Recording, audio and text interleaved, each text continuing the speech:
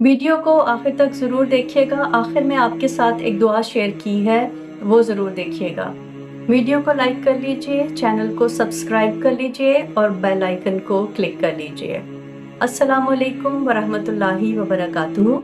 अल्लाह ताला ने जन्नत में फरिश्तों से कहा, मैं दुनिया पर अपना नायब मुकर्रर करने जा रहा हूँ। जब मैं उसी तख्लीक के बाद उसमें अपनी रूह फूंकूंगा तो तुम सब ने उसको सजदा करना है। तो फरिश्तों ने अल्लाह ताला से कहा कि या अल्लाह, आप ऐसा बशर तख्लीक कर रहे हैं जो कि दुनिया में फसाद बर्पा करेगा। जिस पर अल्लाह ताला ने उनसे कहा कि मैं जो जानता हूँ वो तुम नहीं जानते। इस दौरान में शैतान ने इंसान के बारे में कोई अल्फाज, कोई अपने ख्यालात का इजहार नहीं किया। उसने अंदर ही अंदर दिल में एक के कोने में उसने अपने एक हसद का बीज बो लिया। जब अल्लाह ताला ने हज़रत आदम अलैहिस्सलाम का पुतला बनाया तो रूह फूंकने से पहले उसे कुछ अरसा के लिए छोड़ दिया।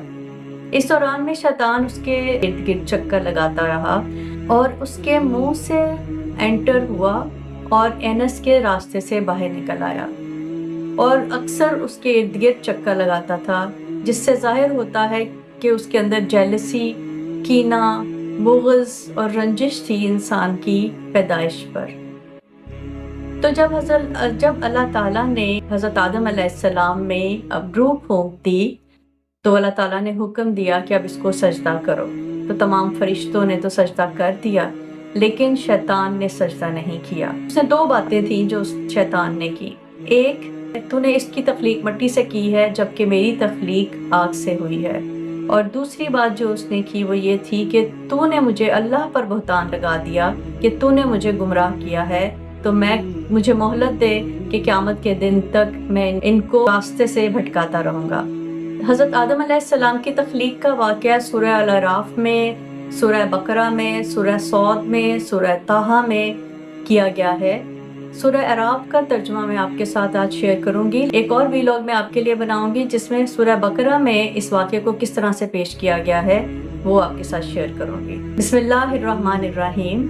और हमने तुम्हें पैदा किया, फिर तुम्हारी सूरत बनाई, फिर फरिश्तों से कहा कि आदम को सजदा करो। चुनाचे सब ने सजदा किया सिवाय इब्लीस के, वो सजदा करने वालों में शामिल ना हुआ।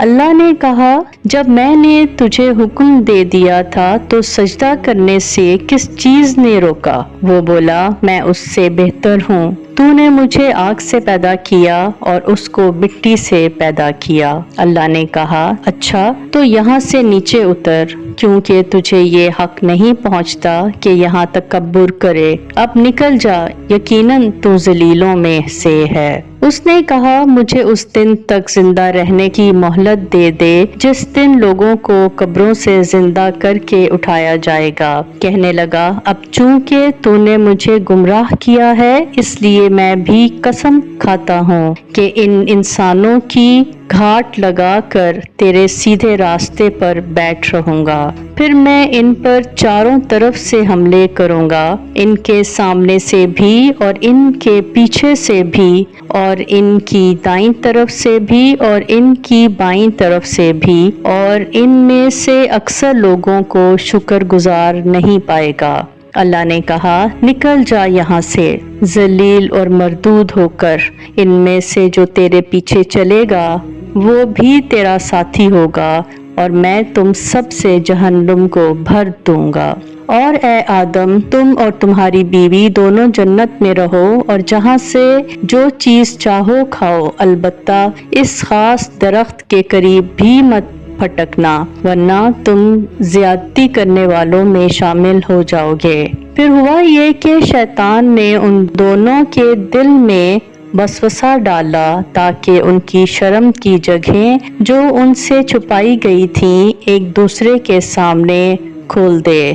कहने लगा कि तुम्हारे परवरदिगार ने तुम्हें उस दरख्त से किसी और वजह से नहीं बल्कि सिर्फ इस वजह से रोका था कि कहीं तुम फरिश्ते ना बन जाओ या तुम्हें हमेशा की जिंदगी ना हासिल हो जाए। और उनके सामने वो कसमें खा गया کہ یقین جانو میں تمہارے خیر خواہوں میں سے ہوں۔ اس طرح اس نے دونوں کو دھوکہ دے کر نیچے اتار ہی لیا۔ چنانچہ جب دونوں نے اس درخت کا مزہ چکھا تو ان دونوں کی شرم کی جگہیں ایک دوسرے پر کھل گئیں اور وہ جنت کے کچھ پتے جوڑ جوڑ کر اپنے بدن پر چپکانے لگے، اور ان کے پروردگار نے انہیں آواز دی کہ کیا میں نے تم دونوں کو اس درخت سے روکا نہیں تھا، اور تم سے یہ نہیں کہا تھا کہ شیطان تم دونوں کا کھلا دشمن ہے؟ دونوں بول اٹھے کہ اے ہمارے پروردگار، ہم اپنی جانوں پر ظلم کر گزرے ہیں، اور اگر آپ نے ہمیں معاف نہ فرمایا اور ہم پر رحم نہ کیا تو یقیناً ہم نامراد لوگوں میں شامل ہو جائیں گے۔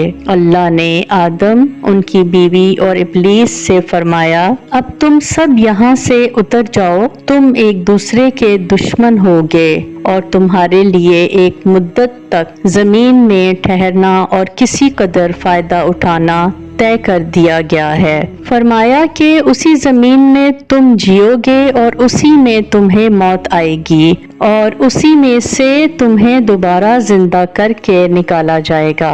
اے آدم کے بیٹوں اور بیٹیوں، ہم نے تمہارے لیے لباس نازل کیا ہے جو تمہارے جسم کے ان حصوں کو چھپا سکے جن کا کھولنا برا ہے، اور جو خوشنمائی کا ذریعہ بھی ہے، اور تقوی کا جو لباس ہے وہ سب سے بہتر ہے۔ یہ سب اللہ کی نشانیوں کا حصہ ہے جن کا مقصد یہ ہے کہ لوگ سبق حاصل کریں۔ اے آدم کے بیٹوں اور بیٹیوں، شیطان کو ایسا موقع ہرگز نہ دینا کہ وہ تمہیں اسی طرح فتنے میں ڈال دے جیسے اس نے تمہارے